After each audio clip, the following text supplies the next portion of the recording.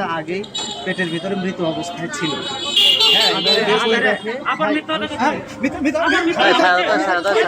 নাটোর পৌর এলাকার মা ও শিশু কল্যাণ কেন্দ্রের চিকিৎসকের অবহেলায় এক নবজাতকের মৃত্যুর অভিযোগকে কেন্দ্র করে রণক্ষেত্রে পরিণত হয় হাসপাতাল। উত্তেজিত স্বজনরা হাসপাতালের জানালার কাঁচ ভাঙচুর করার পাশাপাশি এক চিকিৎসকের ওপর চড়াও হন।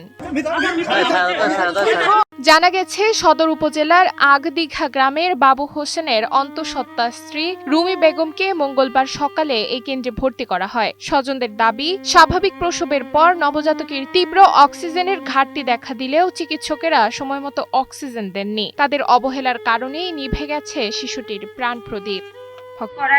রিপোর্ট এখানে ডাক্তারকে দেখাইছি, উনি বলছে কি এখনো দেরি আছে, সামনের মাসের 20 তারিখে বাচ্চা হওয়ার ডেট আছে, আর বাচ্চা তো উল্টা আছে, যত সম্ভব সিজার করা লাগতে পারে, তাহলে এই ব্যথার জন্য এই ওষুধটা লিখে দিই, আপনারা ওষুধটা খাওয়াইতে থাকেন। তখন বললাম যে তাহলে এই ওষুধটা কতদিন খাইতে হবে? ওনারা বললো যে যদি ব্যথা ভালো হয়ে যায় তাহলে আর প্রয়োজন নাই এই ওষুধ খাওয়ার।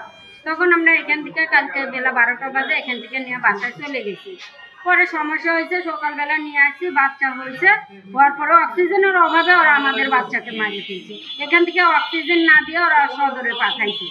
তখন সদর থেকে আবার ব্যাগ আমাদেরকে পাঠাইছে যে আপনারা অক্সিজেন ছাড়া বাচ্চা নিয়ে আসছেন কেন, বাচ্চা তো মারা গেছে। অভিযোগের বিষয়ে কর্তব্যরত চিকিৎসক জানান, এ বিষয়ে তদন্ত করা হবে। সবকিছু বলবো ইনশাআল্লাহ। আমাদের উদ্বোধন কর্তৃপক্ষ আছে, সবাই যদি জানে বিষয়টা, শোনারা আসলে তখন কি হয়েছে আপনার অবহেলার কারণে বাচ্চা মারা গেছে এই কথা এটা অবশ্যই সেনসিটিভ বিষয় বলতে পারেন।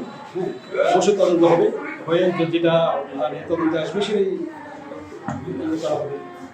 অনেকে ক্লেম করছে আপনি নাকি এরকম ভাবে রোগীদের অবহেলা করেন, কথা ঠিকমতো রেসপন্স করেন না। এটা রোগীরা ভালো বলতে পারবেন।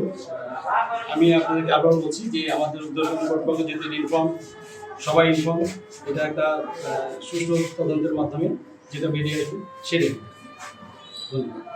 একটি ফুটফুটে শিশুর অকাল মৃত্যু আর তাকে কেন্দ্র করে হাসপাতালের এই অনাকাঙ্ক্ষিত সহিংসতা, দুই ঘটনারই সুষ্ঠু তদন্ত চান স্থানীয় সচেতন মহল। নুসরাত তালবিয়া, সময়ের আলো।